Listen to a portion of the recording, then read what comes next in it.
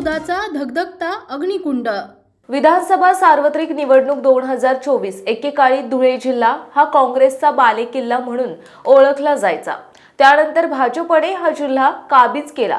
तर 2019 सालच्या निवडणुकीमध्ये MIM पक्षाने धुळ्यात आपले पाय रोवले। धुळ्यामध्ये एकूण 5 मतदारसंघात समावेश होतो। त्यात काँग्रेस, भाजप, अपक्ष आणि MIM या सर्वच पक्षांचा वरचष्मा पाहायला मिळतो। धुळे जिल्ह्यामध्ये लोकसभेत मतदारांनी काँग्रेसच्या बाजूने कौल दिला आहे।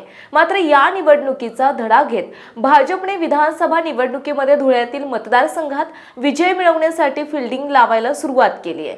त्यामुळे यंदाच्या निवडणुकीचा निकाल कुणाच्या बाजूने लागणार? MIM सारख्या पक्षाला पुन्हा एकदा धुळ्यातून आमदार निवडून आणता येणार का? याकडे सर्वांचं लक्ष लागलंय। धुळे जिल्ह्यात कुणाचे प्राबल्य? धुळे जिल्हा विधानसभा मतदारसंघात 5 विधानसभा मतदारसंघ येतात।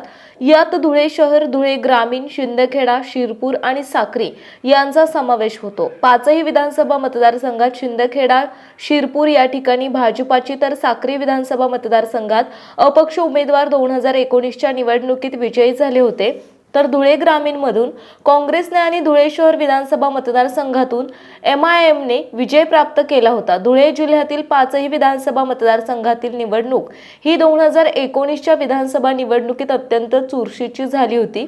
येत्या काही महिन्यांमध्ये विधानसभेच्या निवडणुका होणार आहेत। या पार्श्वभूमीवर सर्वच राजकीय पक्षांच्या हालचालींना वेग आल्याचं दिसून येत आहे।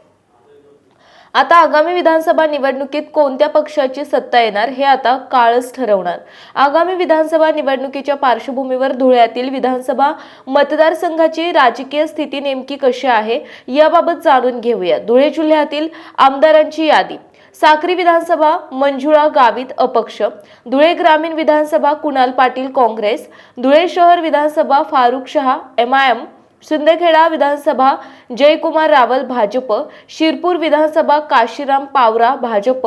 विधानसभानिहाय 2019 मधील लढती आणि मताधिक्य: धुळे शहर विधानसभा मतदारसंघातून शिवसेनेचे हिलाल माळी आणि अनिल गोटे यांच्यात मुख्य लढत झाली होती। मात्र धुळे शहर विधानसभा मतदारसंघातून MIMचे डॉक्टर फारुख शाह हे विजयी झाले होते। फारुख शाह यांनी 3307 मतांच्या फरकाने विजय मिळवत या विधानसभा मतदारसंघात गुलाल उधळला।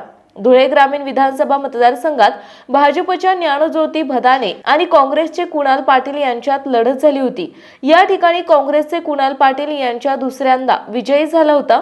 कुणाल पाटील यांनी ज्ञानज्योती पाटील यांचा 14,564 मतांनी पराभव करून जागा जिंकली। शिंदखेडा विधानसभा मतदारसंघातून भाजपचे जयकुमार रावल आणि राष्ट्रवादीचे संदीप बेडसे यांच्यात लढत झाली होती। यात जयकुमार रावल यांचा विजय झाला होता। जयकुमार रावल यांनी संदीप बेडसे यांचा 42,915 मतांनी पराभव केला होता। साक्री विधानसभा मतदारसंघात भाजपचे मोहन सूर्यवंशी आणि काँग्रेसचे धनाजी अहिरे यांच्यात मुख्य लढत झाली होती। या ठिकाणी अपक्ष उमेदवार मंजुळा गावित यांचा विजय झाला होता। मंजुळा गावित यांनी मोहन सूर्यवंशी यांचा 7,265 मतांच्या फरकाने पराभव करत विजय मिळवला। शिरपूर विधानसभा मतदारसंघात भाजपाचे काशीराम पावरा, काँग्रेसचे रणजित पावरा आणि अपक्ष डॉक्टर जितेंद्र ठाकूर यांच्यात लढत झाली होती। या ठिकाणी भाजपाचे काशीराम पावरा यांचा विजय झाला होता।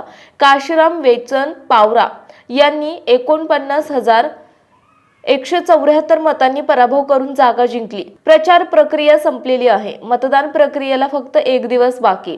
आंतरिक चर्चेनुसार बरेच काही निकाल स्पष्ट झालेले असल्याचेही दिसून येत आहे। जनहक्क न्यूजसाठी कार्यकारी संपादक अमीन शेख। आपल्या परिसरातील महत्त्वाच्या बातम्या पाहण्यासाठी जनहक्क न्यूज चॅनलला YouTube वर सबस्क्राइब करा आणि बेल आयकॉन प्रेस करा।